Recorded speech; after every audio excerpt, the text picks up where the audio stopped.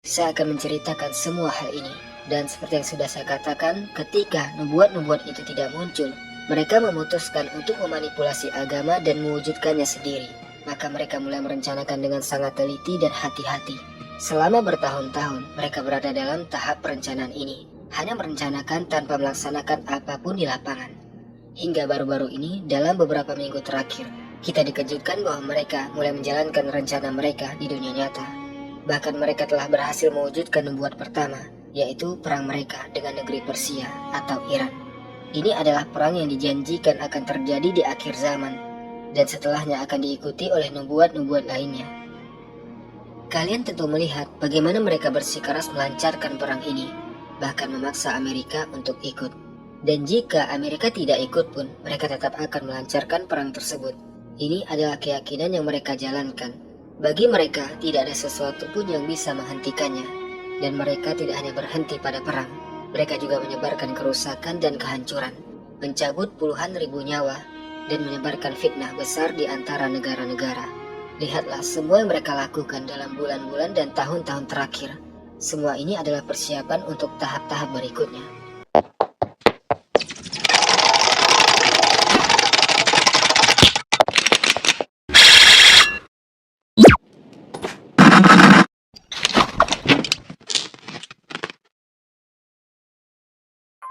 Assalamualaikum warahmatullahi wabarakatuh.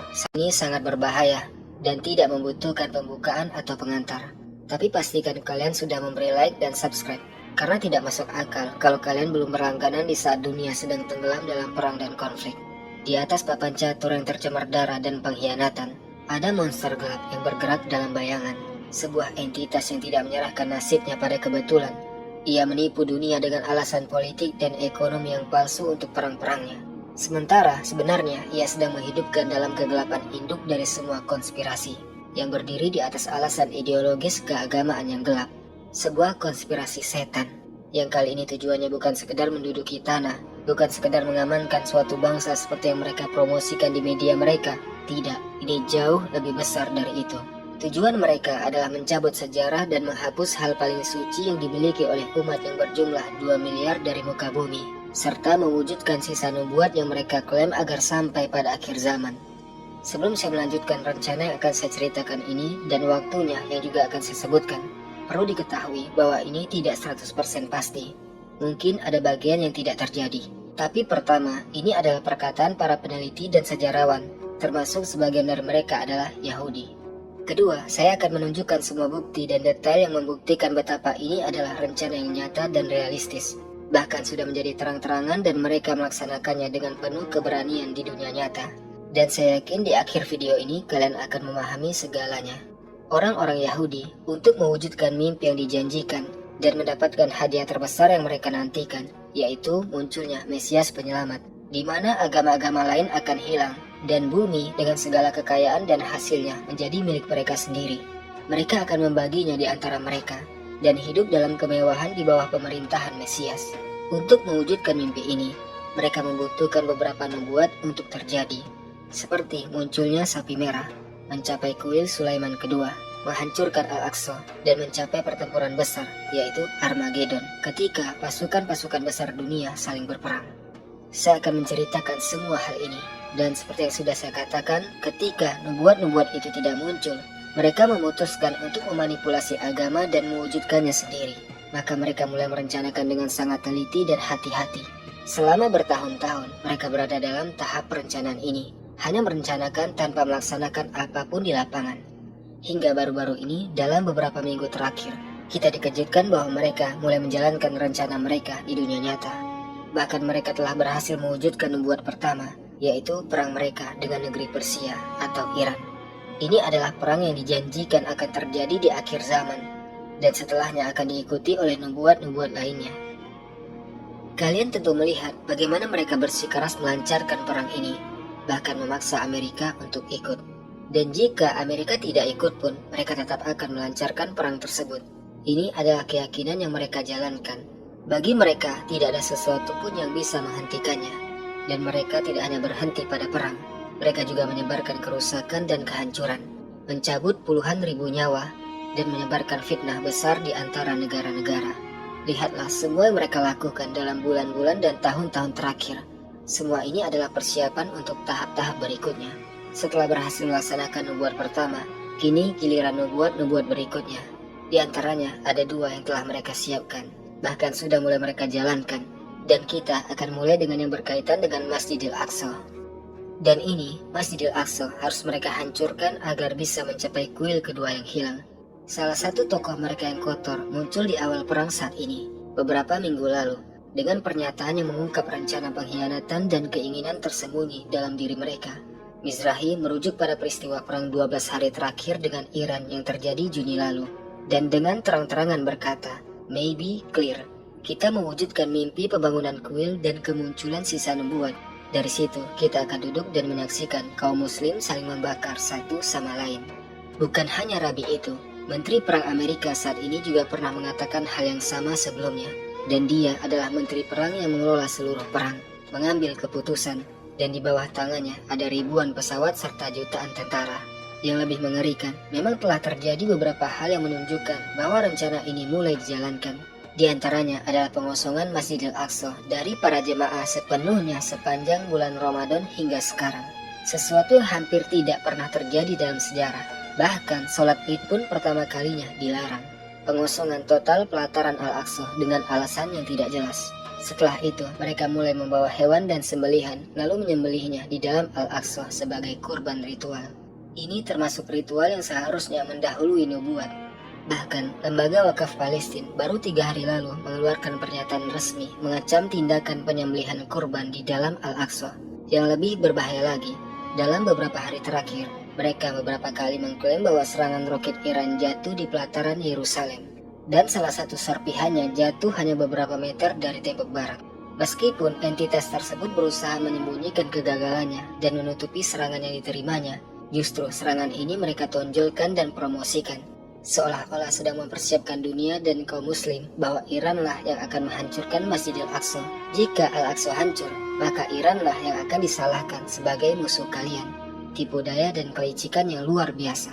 Yang semakin menegaskan adanya rencana ini adalah ketika Netanyahu menghilang selama sekitar 10 hari di awal bulan Maret.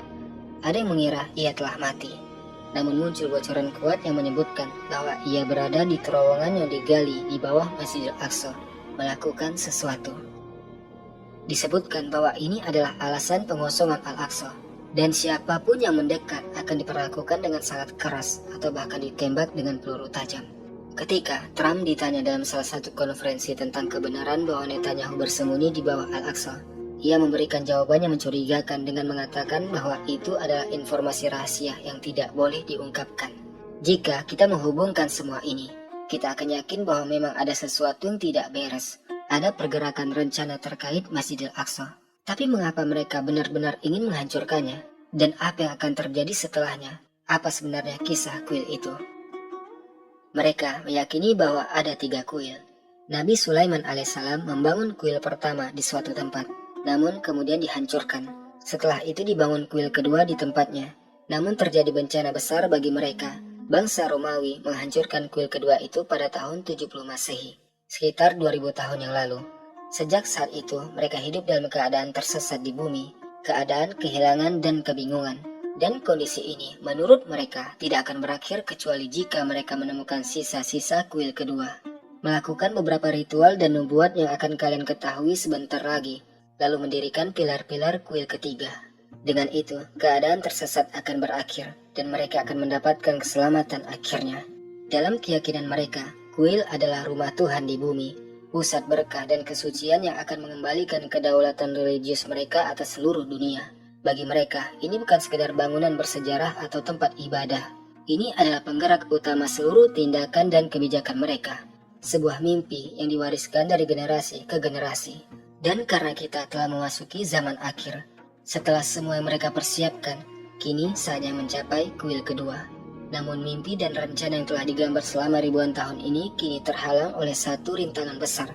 Lokasi kuil kedua itu berada di bawah batu suci di Masjidil Aqsa. Tempat ini bagi 2 miliar muslim adalah kiblat pertama dan tempat Isra Nabi Sallallahu Alaihi Wasallam. Tempat yang sangat suci bagi seluruh umat Islam. Dari sinilah konfrontasi dimulai. Mereka yakin bahwa sebesar apapun kekuatan mereka, Jika mereka menghancurkan Masjidil Aqsa, maka itu akan menempatkan mereka dalam benturan yang belum pernah terjadi sepanjang sejarah dengan kaum muslim, yang bisa menghancurkan semua yang telah mereka capai selama 80 tahun terakhir. Karena itu mereka menangani masalah ini dengan sangat hati-hati dengan kelicikan yang tinggi. Kita memang belum sepenuhnya yakin apa rencana atau niat mereka secara detail. Tapi yang pasti, dalam agenda mereka ada satu langkah utama, menghancurkan Masjidil Aqsa. Dan itu dalam waktu yang sangat dekat seperti yang akan kalian ketahui nanti. Namun, kejutan berikutnya yang membawa kita ke nubuat selanjutnya adalah bahwa keberadaan Masjidil Aqsa bukan satu-satunya hambatan. Bahkan jika mereka berhasil menghancurkannya dan mencapai kuil tersebut, masih ada hambatan lain berdasarkan teks dan syariat mereka. Dilarang dan diharamkan bagi setiap Yahudi untuk memasuki kuil atau mendekatinya. Sebabnya adalah karena mereka dianggap najis. Mereka sendiri yang meyakini ini, dan kita pun memahami konsep itu. Dalam keyakinan mereka, ada konsep akidah yang sangat ketat yang disebut kenajisan karena kematian.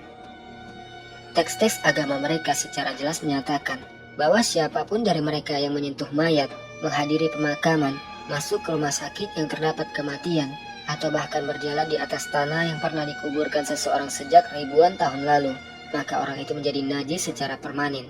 Dan kenajisan itu menular hanya dengan sentuhan. Jika satu orang menyentuh orang lain, maka yang lain pun menjadi seperti itu. Dan karena hampir semua Yahudi di dunia saat ini pasti pernah melakukan salah satu dari hal-hal tersebut, maka dalam pandangan agama mereka semuanya najis. Ini menurut mereka sendiri, bukan kita. Dan mereka sepenuhnya dilarang memasuki area tempat tinggal Tuhan, yaitu kuil kedua. Karena itulah, lembaga kerabian tertinggi di Israel memasang papan resmi di pintu-pintu Masjidil Aqsa yang memperingatkan setiap Yahudi agar tidak masuk, karena mereka khawatir terhadap kutukan. Akhirnya, keselamatan dan pembangunan kuil ketiga menjadi mustahil selama kondisi ini ada. Satu-satunya cara untuk menghapus kenajisan ini adalah dengan abu dari sapi merah, sapi ke-10 yang akan muncul di akhir zaman. Ini adalah salah satu nubuat terpenting dalam keyakinan mereka yang telah mereka tunggu selama 2000 tahun. Lalu, bagaimana mereka akhirnya bisa mendapatkan sapi merah itu sekarang? Dalam keyakinan mereka, sapi ini bukan sekedar hewan biasa. Ini adalah tanda besar dan simbol ilahi yang muncul pada waktu-waktu tertentu dan sangat menentukan dalam sejarah manusia. Dan dengan spesifikasi yang luar biasa, artinya sapi ini tidak ada di setiap generasi dan tidak muncul di setiap zaman. Ia hanya akan muncul sekali sebagai tanda bahwa langit akhirnya mengizinkan dimulainya era kuil ketiga.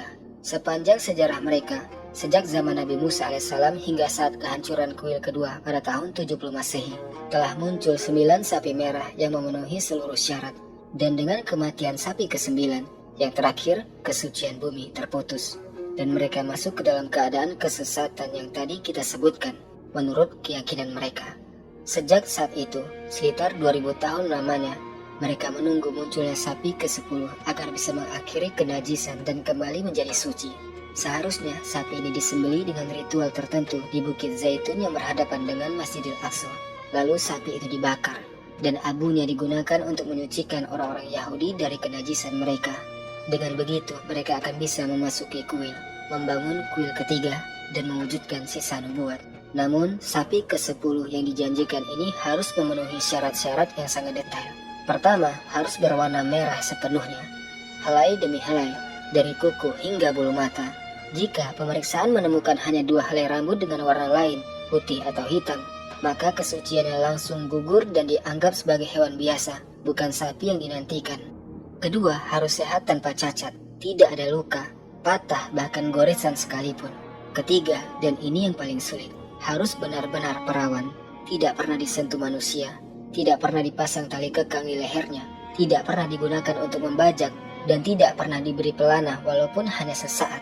Jika salah satu dari itu terjadi, maka ia kehilangan kelayakannya untuk penyucian selamanya. Dan jangan lupa syarat waktu. Sapi ini harus disembelih pada usia antara 2 hingga 4 tahun, tidak sebelum itu dan tidak sesudahnya. Disinilah muncul masalah besar. Selama hampir 2000 tahun, nubuat ini tidak pernah muncul secara alami. Maka mereka memutuskan untuk tidak menunggu mukjizat dari langit. Mereka akan menciptakan mukjizat itu dengan tangan mereka sendiri. Mereka akan memaksakan nubuat mereka kepada takdir melalui teknologi, uang, dan rekayasa genetika. Mereka akan membuat sapi itu. Kita sedang berhadapan dengan kondisi penyimpangan keyakinan yang dibungkus teknologi abad ke-21. Untuk mewujudkan obsesi ini, mereka pergi ke negara bagian Texas di Amerika. Di sana, di peternakan milik kaum Kristen evangelis yang meyakini nubuat yang sama, dimulailah proses menciptakan nubuat. Mereka menggunakan rekayasa genetika dan melakukan modifikasi gen serta perkawinan silang ras-ras langka untuk menghasilkan sapi merah secara presisi. Dan bukan hanya satu, mereka membuat beberapa agar memastikan salah satunya memenuhi syarat. Sapi-sapi yang hampir diproduksi agar sesuai dengan spesifikasi luar biasa yang telah lama hilang dari mereka. Pada September 2022, dunia dikejutkan dengan kabar yang sangat aneh. Para rabi dan pejabat tinggi berdiri di Bandara Ben Gurion menyambut tamu-tamu penting. Sebuah pesawat kargo khusus mendarat dan keluar darinya 5 sapi merah yang datang dari Texas. Sapi-sapi itu sekarang berada di peternakan rahasia dengan penjagaan ketat. Laporan menyebutkan bahwa entitas tersebut menghasilkan jutaan dolar hanya untuk memindahkan dan merawat sapi-sapi itu. Saat ini mereka berpacu dengan waktu, memeriksa setiap helai rambut pada tubuh sapi-sapi tersebut setiap hari untuk memastikan kelayakannya masih terjaga. Dan kita belum tahu mana yang masih memenuhi syarat dan mana yang sudah gagal hanya karena satu syarat saja. Secara harfiah, kita sedang menyaksikan salah satu adegan paling absurd dalam sejarah manusia. Seharusnya sapi ini adalah anugerah ilahi, sebuah nubuat atau tanda suci yang muncul untuk menyatakan kehendak Tuhan di alam semesta, menurut keyakinan mereka, bukan keyakinan kita. Namun, yang mereka lakukan sekarang adalah manipulasi, penyimpangan, dan upaya putus asa untuk melaksanakan ilusi menjadi kenyataan dengan kekuatan teknologi. Lalu kita sampai pada masalah terakhir dalam rencana mereka. Bahkan jika sapi itu berhasil diciptakan melalui rekayasa genetika, masih ada syarat ketiga yang melengkapi. Segitiga mengerikan ini, siapa yang akan memegang pisau dan menyembelih sapi itu? Syariat Yahudi mensyaratkan bahwa orang yang melakukan penyembelihan dan menyiapkan abu untuk menyucikan orang lain haruslah manusia yang benar-benar suci, tidak pernah terkena kenajisan sebelumnya. Dan karena semua orang Yahudi saat ini dianggap najis, maka dari mana mereka akan mendapatkan pendeta yang suci itu? Disinilah entitas tersebut melakukan sesuatu yang tidak kalah aneh dari yang lain, yang menunjukkan tingkat obsesi keyakinan mereka.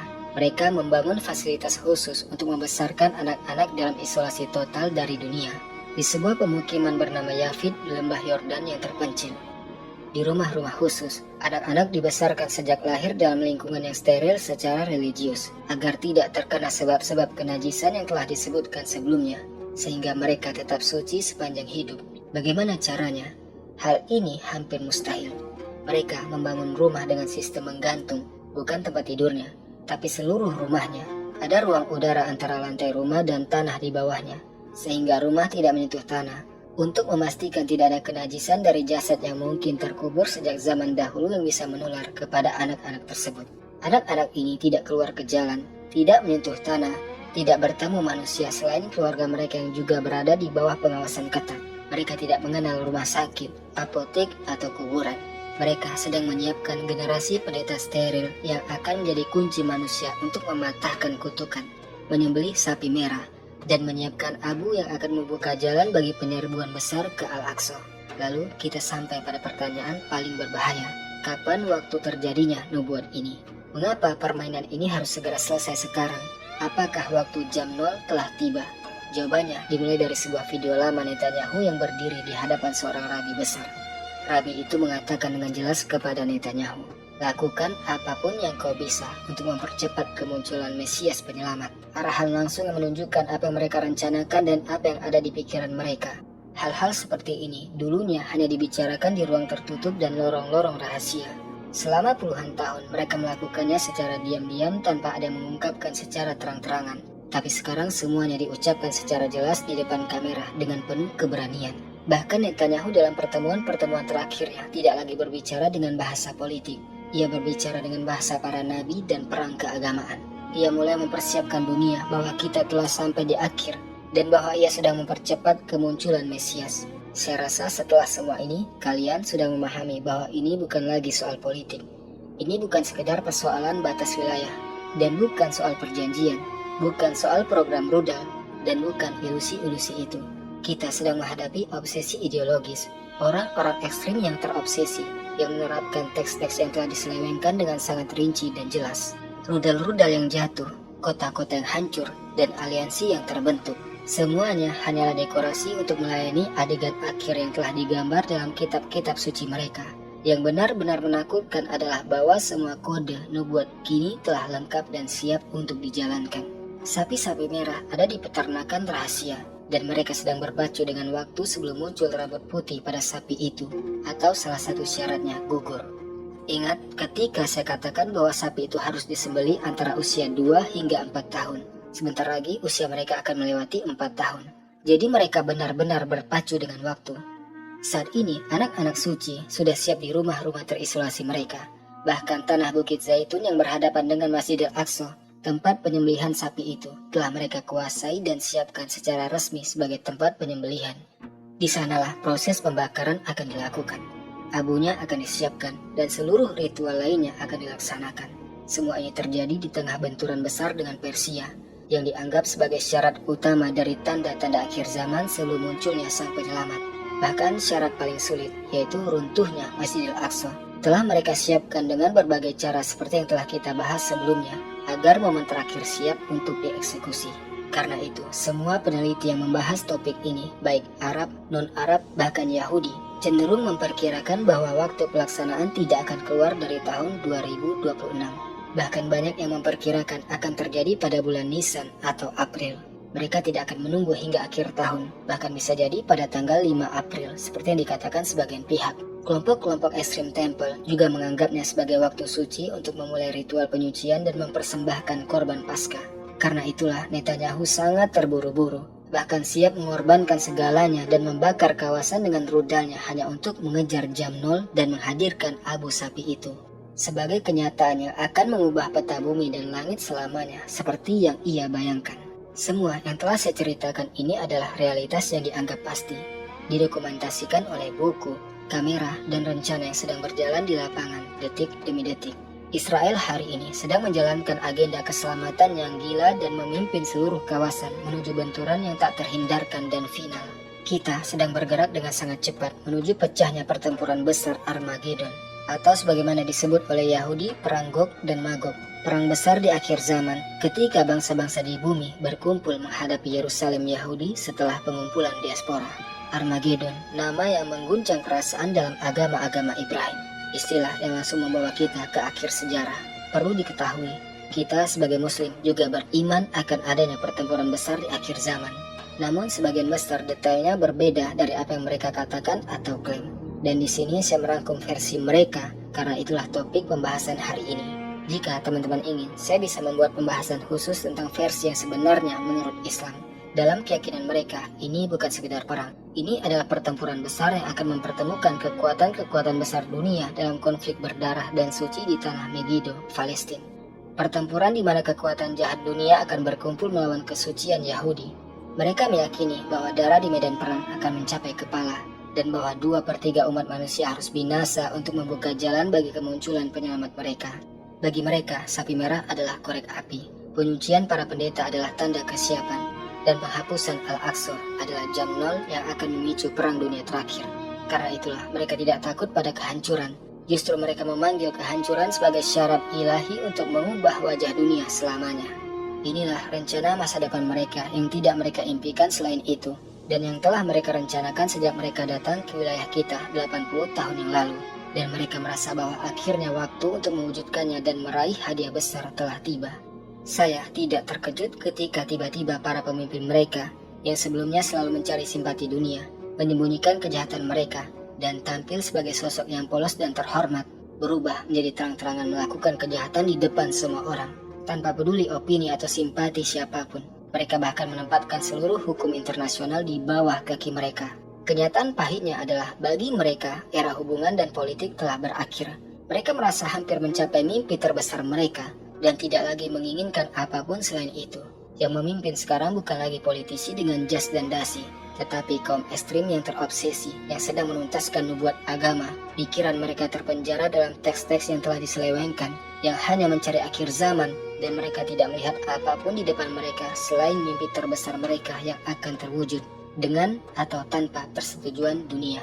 Namun kejutan dan kabar yang sebenarnya membahagiakan bagi kita, meski kita belum menyadarinya, adalah bahwa ini adalah waktu yang paling tepat untuk meraih kemenangan besar atas mereka. yang bisa mengakhiri keberadaan mereka dari lembaran sejarah. Mereka kini seperti banteng liar yang terus menabrak dan menyerang semua pihak. Pikiran mereka berhenti berpikir. Mereka kehilangan sebagian besar sekutu mereka.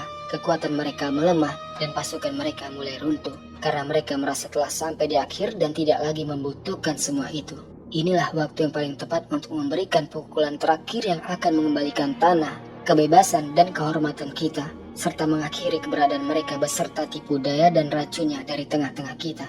Perang ini pada intinya adalah perang akidah. Mereka memahami itu, dan kita juga harus memahaminya. Kita harus menghentikan konflik di antara kita, melupakan nasionalitas, batas wilayah, dan identitas, lalu mengangkat satu panji, meski hanya sekali, dan berjuang untuknya serta menolongnya melawan musuhnya. Jika tidak, kita akan tetap berada dalam keadaan yang sama, tertinggal dan tertipu, sementara mereka mewujudkan mimpi mereka di atas tubuh kita. Saya menunggu pendapat kalian di kolom komentar. Jangan lupa untuk like dan subscribe channel ini. Di channel ini wawasan kalian akan meningkat dan juga kemampuan berpikir kalian tanpa kalian sadari. Barakallahu fikum. Assalamualaikum warahmatullahi wabarakatuh.